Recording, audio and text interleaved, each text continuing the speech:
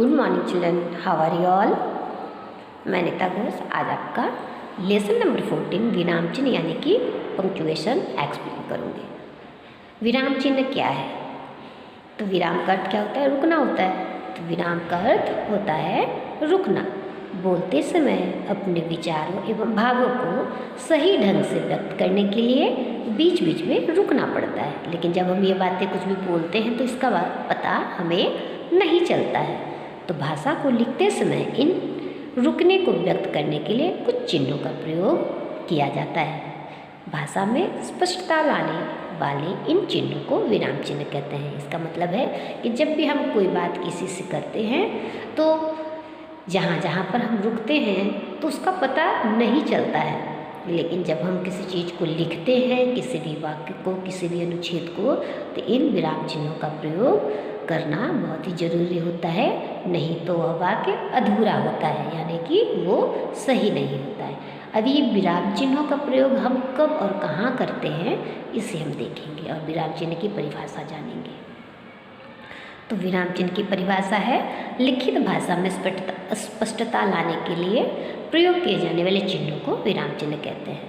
विराम चिन्हों के गलत प्रयोग से कभी कभी अर्थ बदल जाता है। तो ये मैंने आपको भी बताई कि अगर हम उसको सही से विराम चिन्ह नहीं लगाएंगे तो वो वाक्य सही नहीं होगा और कभी कभी उसके पूरे के पूरे अर्थ ही बदल जाते हैं। जैसे यहाँ पर देखते हैं हम लोग, पढ़ो मत लिखो, मतलब यहाँ पर पढ़ने को कहा जा रहा है, लिखने को नहीं कहा जा रहा है।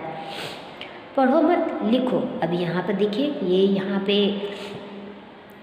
अर्धविराम दोनों में लगाए थे। यहाँ पे पढ़ो मत यानी कि पढ़ने को नहीं कहा जा रहा है, लिखने को कहा जा रहा है। तो यहाँ आपने अच्छी तरह से समझ लिया, ये अर्धविराम का चिन्ह है जो यहाँ भी लगा है और यहाँ भी लगा है, लेकिन दोनों के अर्थ बिल्कुल ही बदल गए हैं।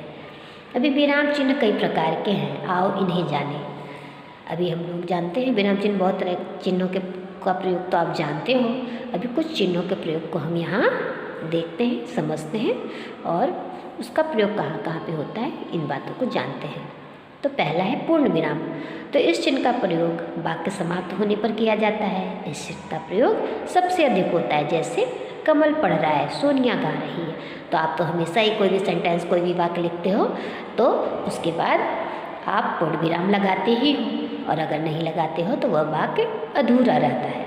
इसलिए किसी भी वाक्य के अंत में पूर्ण विराम जरूर लगाना चाहिए। अभी अल्प विराम का साइन ऐसा होता है, चिन्ह ऐसा होता है। इसका प्रयोग निम्नलिखित स्थितियों में होता है। कब होता है? पहला क यानी कि वाक्य में आए एक समान पदों में अलगाव दिखाने के लिए। जैसे अभी 3-4 नाम है तो हमें वहाँ पे ये अर्धविराम लगाने पड़ते हैं। जैसे वरुण, श्याम, उदित और प्रियांक बाजार गए। तो बहुत सारे जब नाम होंगे तो वहाँ पे एक के बाद नाम के बाद हमें अर्धविराम लगाना पड़ता है और लास्ट में यहाँ पे और लगाया जाता है। फिर दूसरा कब है? योजक या अन्य पदों का लोप होने पर। जैसे वह वहाँ गया था, यहाँ आ न सका। इस वाक्य में इसलिए का लोप